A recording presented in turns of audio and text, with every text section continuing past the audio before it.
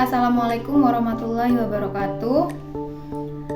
Hai, nama saya Diana Tausiah dengan NIM akhir 07. Nah, di sini saya akan menjelaskan tentang beberapa soal yang telah diberikan oleh Bapak Nuzul Ahadianto sebagai dosen pengempu. Nah, video ini menjadi persyaratan untuk nilai ujian tengah semester. Oleh karena itu, semoga apa yang saya jelaskan ini akan bermanfaat untuk teman-teman semuanya. Bye. Nah, untuk soal yang pertama, saya akan bacakan ya. Apa sih definisi kepribadian dan jelaskan pula faktor-faktor yang mempengaruhi perkembangan kepribadian. Disimak ya jawabannya. Kepribadian adalah pola karakteristik perilaku, perasaan, dan pikiran yang konsisten dalam diri seseorang sepanjang waktu dan dalam berbagai situasi. Kepribadian itu mencerminkan cara individu merespon lingkungannya dan bagaimana dia berinteraksi dengan orang lain. Dalam psikologi, kepribadian itu mencakup ciri-ciri yang membedakan satu individu dari individu lainnya serta bagaimana mereka berpikir, merasakan, dan bertindak. Alfred Adler mendefinisikan kepribadian sebagai hasil dari upaya individu untuk mencapai tujuan hidupnya dan mengatasi rasa rendah diri yang dialami dari sejak kecil.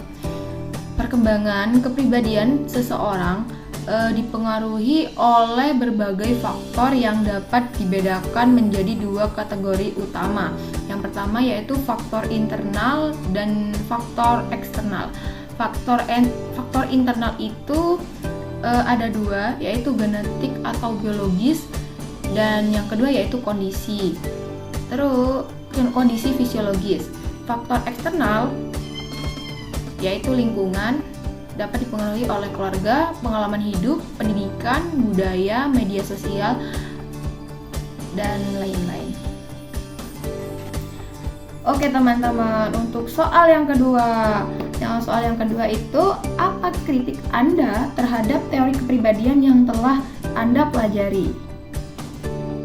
Meskipun teori kepribadian Sigmund Freud sangat berpengaruh di dalam psikologi dan menjadi dasar bagi banyak teori psikoanalitik, kritik utama saya terhadap teori kepribadian Freud terlalu menekankan faktor seksual. Freud itu percaya bahwa dorongan seksual adalah pendorong utama perilaku manusia bahkan pada masa kanak-kanak. Teori Freud ini dianggap terlalu reduksionis karena memusatkan perhatian pada libido sebagai kekuatan utama dalam perkembangan kepribadian. Penekanan berlebihan pada masa kanak-kanak Freud ini percaya bahwa pengalaman masa kanak-kanak sangat menentukan kepribadian seseorang. Sementara banyak ahli sepakat bahwa masa kanak-kanak itu penting. Teori Freud itu dianggap terlalu deterministik dengan menyatakan bahwa pengalaman di masa awal kehidupan secara mendasar membentuk seluruh kehidupan seseorang. Bisa gender karena pandangannya yang dianggap bias gender, terutama dalam konsep kompleks Oedipus dan kompleks Elektra.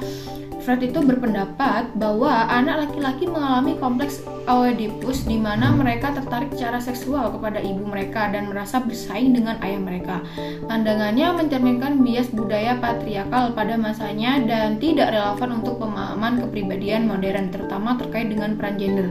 Pandangan negatif tentang manusia teori Freud ini dianggap sebagai memiliki pandangan yang terlalu pesimis tentang manusia karena Freud itu menekankan konflik internal yang konstan antara dorongan biologis yang primitif seperti seks dan agresi dan kendala moral serta sosial. Soal yang ketiga, apa pendapat Anda terkait pandangan yang berbeda antar tokoh dan ilmuwan psikologi tentang manusia dari aspek psikologi? Jelaskan.